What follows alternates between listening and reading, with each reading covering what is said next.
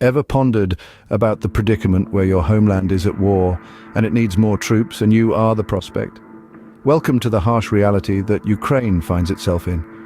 As the war drags on, an unyielding storm of conflict and chaos, Ukraine is desperately in need of more boots on the ground, but not every citizen is ready to trade their plowshares for swords. The call of duty, it seems, is a song not all are willing to dance to.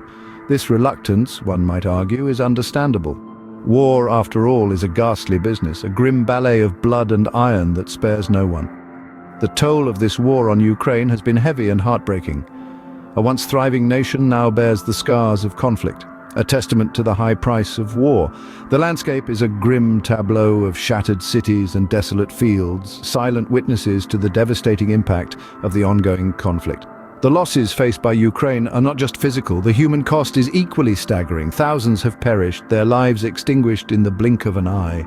Countless others have been displaced, forced to abandon their homes and hearths. The ripples of this human tragedy extend far beyond the borders of Ukraine, reaching into the very heart of humanity itself. In the face of such overwhelming adversity, the need for more troops is not just a strategic necessity, but a desperate cry for survival. For Ukraine, each new recruit is a glimmer of hope, a beacon of resistance against the encroaching darkness. Yet the task of filling the ranks is a Herculean challenge. Not everyone is willing to step into the line of fire, to risk life and limb for the cause. Some citizens, wary of the horrors of war, are hesitant to enlist. Others, disillusioned by the seemingly endless conflict, question the wisdom of joining the fray.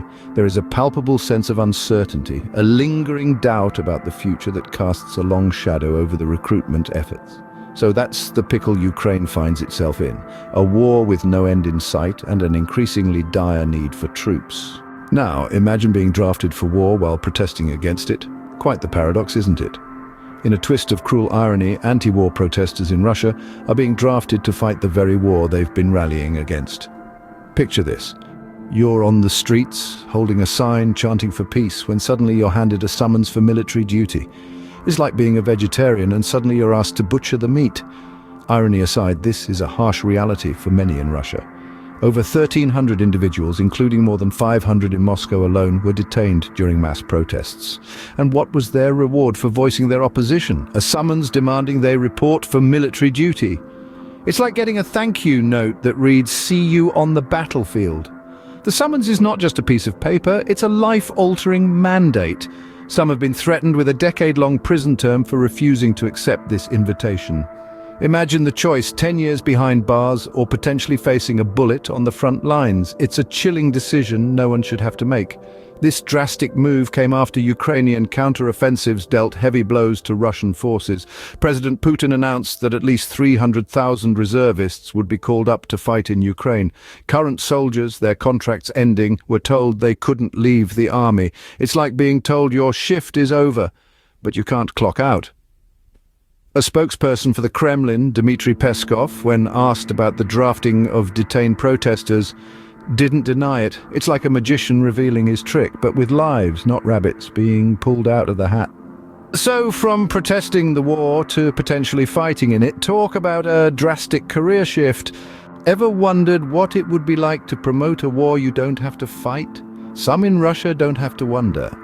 Imagine this, you're a media figure in Russia, tasked with selling a narrative of war to the public. Now here's the kicker, you're exempted from actually fighting in the war you're promoting.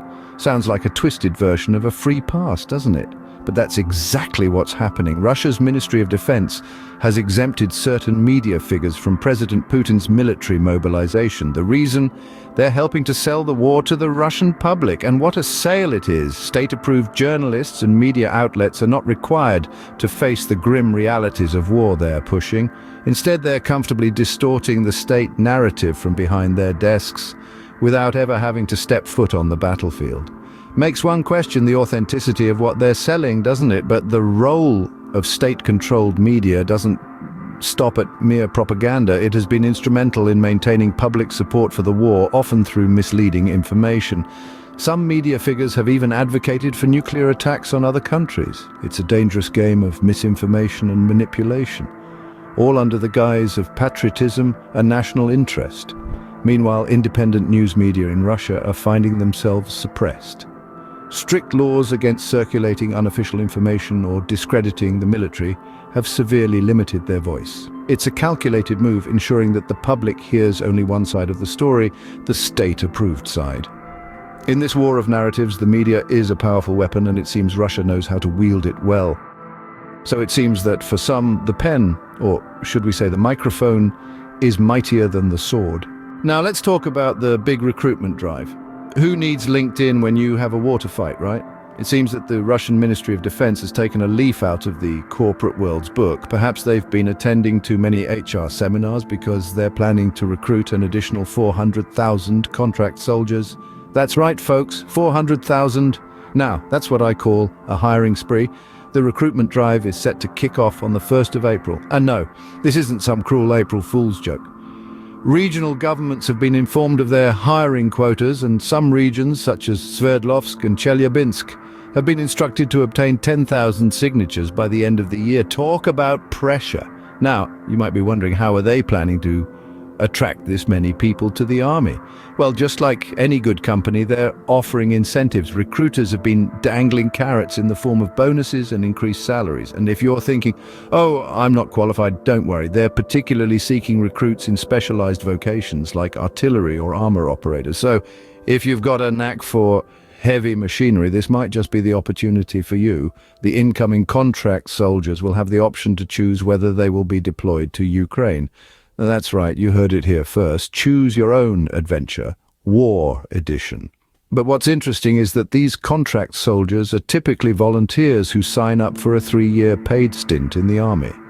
Before the invasion of Ukraine, there were around 400,000 contract soldiers, so in essence they're looking to double their numbers. So it seems like there's a new recruitment drive in town, and it's not for the faint-hearted. So what does the future hold? Well, if only we had a crystal ball. The future of this conflict, like all wars, is a mystery. We can, however, make an educated guess based on current trends and historical precedents. The ongoing struggle will likely continue to shape the lives of Ukrainians and Russians in profound ways. For starters, the Russian government's recruitment drive seems to be in full swing. They're planning to enlist an additional 400,000 contract soldiers in 2023, with regional governments already informed of their hiring quotas. This could mean that the war is far from over, and the Russian military is preparing for a long haul. On the Ukrainian side, the need for more troops continues to grow. Not everyone is ready to enlist, but the spirit of resilience and resistance remains strong. The Ukrainian people have shown incredible bravery in the face of adversity, and we can expect this spirit to continue in the future. In terms of global impact, the ripple effects of this conflict are already being felt worldwide. Economies are being affected, international relations are strained, and the global community is increasingly polarized. The war is not just a regional issue, it's a global one. But let's not forget about the human aspect of this conflict. The real victims of this war are the innocent civilians caught in the crossfire. Their lives have been upended, and the future holds uncertainty for them. It's important that we remember their stories and strive for a peaceful resolution to this conflict. As for the role of the media, well, that's a whole other kettle of fish. State-controlled media in Russia continues to push a distorted narrative, while independent news sources face severe suppression. This war of information is just as critical as the physical conflict, and its outcome will significantly shape the future of the war. In the end, the path to peace is often a winding one, filled with unexpected twists and turns. The future of this war is uncertain, but we can hope for a resolution that prioritizes human life, dignity, and freedom. So the future of this war, it's as clear as mud, but one thing is certain, it's going to be a bumpy ride.